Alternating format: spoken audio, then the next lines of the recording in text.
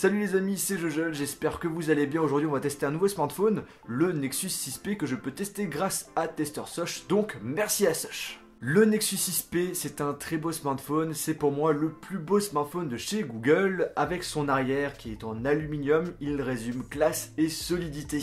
Certains n'aimeront pas forcément le haut du smartphone où est positionné l'appareil photo avec cette borne noire. Pour ma part, j'étais un petit peu choqué quand j'avais vu des photos, mais en fait, en le voyant en vrai, c'est pas trop choquant. Côté épaisseur, Google en coopération avec Huawei vous propose un smartphone fin, ce qui corrige l'un des défauts du Nexus 6 de l'année dernière. En parlant du Nexus 6, le 6P reprend une face assez ressemblante, avec un écran avec peu de bords et surtout les deux haut-parleurs, un en haut et un en bas, qui offrent un son stéréo, un son qui reste correct, mais je trouve qu'il manque quand même des basses. 3 couleurs s'offrent à vous avec ce Nexus 6P, aluminium, graphite qui est du noir et givre pour la couleur blanche. En plus d'avoir un très beau design, ce smartphone propose de nouvelles technologies. Le capteur d'empreinte digitale qui se situe ici à l'arrière et qui permet de déverrouiller son smartphone avec sécurité avec son doigt. Ça fonctionne même avec les mains mouillées, donc ça c'est plutôt cool. La lecture est rapide mais pas aussi rapide que le Honor 7 que je vous avais testé dernièrement. Aussi si je voulais chipoter, j'aurais bien aimé avoir ce capteur d'empreinte digitale un petit peu plus bas, tout simplement parce que le smartphone est assez grand et du coup quand on a le smartphone en main, on est obligé un petit peu de lever la main pour justement avoir accès à ce capteur d'empreinte digitale. Après, ce que je trouve vraiment dommage, c'est le fait que Google n'ait pas exploité parfaitement ce capteur d'empreinte digitale. J'aurais bien aimé avoir d'autres fonctions qu'une simple sécurité.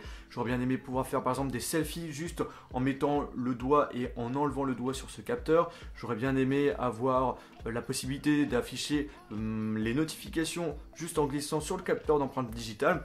Enfin bref, des fonctionnalités qu'on retrouve sur d'autres smartphones avec justement ce même type de capteur, donc je trouve ça un petit peu dommage. Après on a le port micro USB type C qui commence à faire de plus en plus son apparition sur certains smartphones.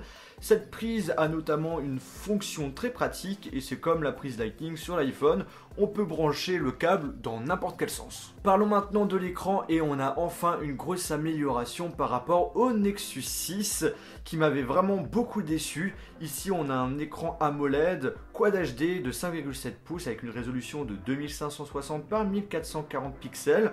On est sur un écran de très bonne qualité avec une bonne luminosité, des couleurs claires et bien respectées. Franchement, ça fait plaisir d'avoir un très bel écran sur un Nexus. Heureusement, Google a aussi baissé la taille de l'écran. Avant, on était sur du 6 pouces. Là, on est sur du 5,7 pouces. Ça passe bien. C'est top pour regarder des vidéos, naviguer sur Internet ou encore pour jouer. Une belle surprise et franchement, ça fait plaisir de vous le dire dans cette vidéo. Vous pouvez enfin faire des belles photos sur un Nexus. Le Nexus 6P propose vraiment une belle qualité photo et même vidéo. On a un appareil photo de 12,3 mégapixels avec une ouverture 2.0 qui est capable de filmer en 4K.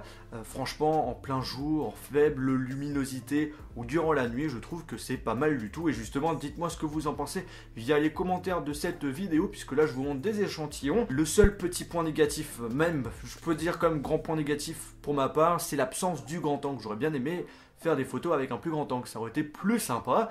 Aussi, petit point faible que j'ai pu remarquer, c'est pour les photos en pleine nuit, par rapport lorsqu'on souhaite faire des photos sur des objets qui sont proches de l'appareil photo.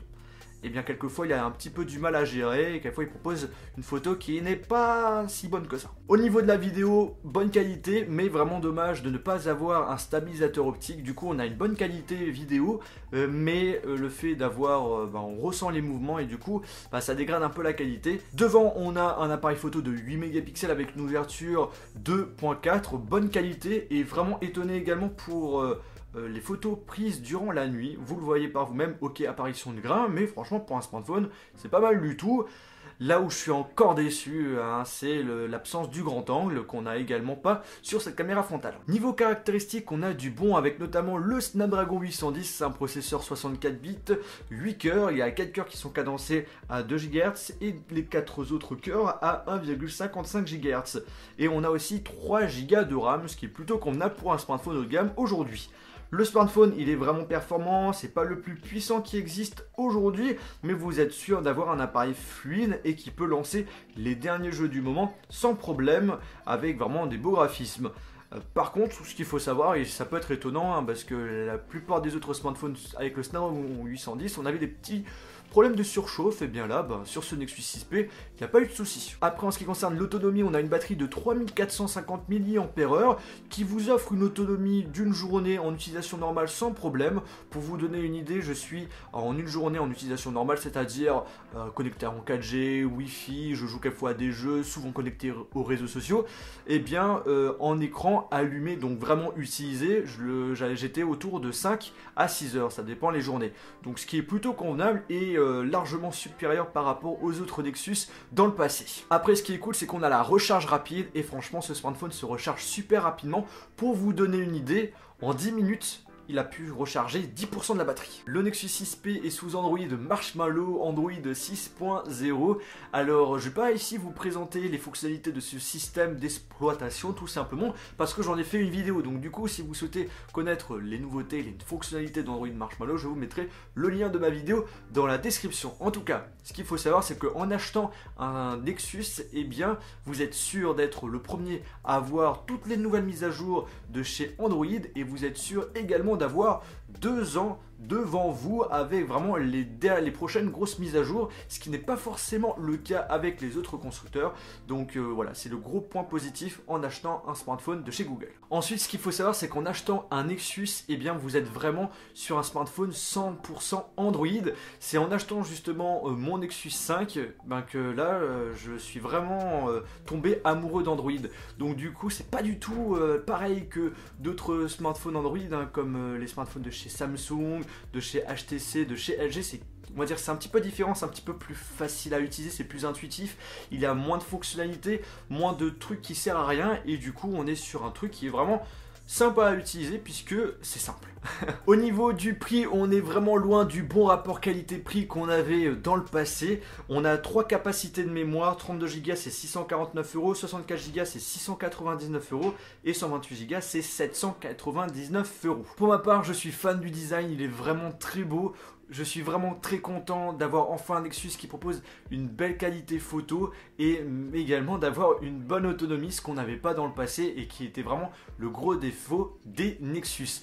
Là où par contre je suis un petit peu déçu, c'est le prix, puisque là pour acheter un Nexus maintenant il faut débourser plus de 600 €, ce qui est quand même assez cher je trouve par rapport à ce qu'on nous propose aujourd'hui. Le Snapdragon 810, c'est un processeur qui a quand même 1 an, donc du coup je trouve que c'est un petit peu dommage de proposer un smartphone aussi cher par rapport à des caractéristiques qu'on a sur un smartphone qui est sorti l'année dernière. Autre petit point faible aussi, c'est le fait qu'on ne peut pas rajouter de la mémoire. La capacité de mémoire, on est limité. Ensuite, on n'est pas sur un téléphone waterproof. Bon, maintenant ça on a l'habitude. Mais voilà, donc c'est ça qui est vraiment dommage. C'est surtout le rapport qualité-prix qui était vraiment super intéressant chez Google dans le passé et qu'on n'a plus depuis l'année dernière. Et bien les amis, j'espère que cette vidéo vous a plu. J'espère que ce test vous a plu. Si c'est le cas, n'oubliez pas de mettre un pouce bleu. N'hésitez pas à donner votre avis sur ce Nexus 6P via les commentaires de cette vidéo. Et sur ce, on se retrouve dans une prochaine vidéo. Salut!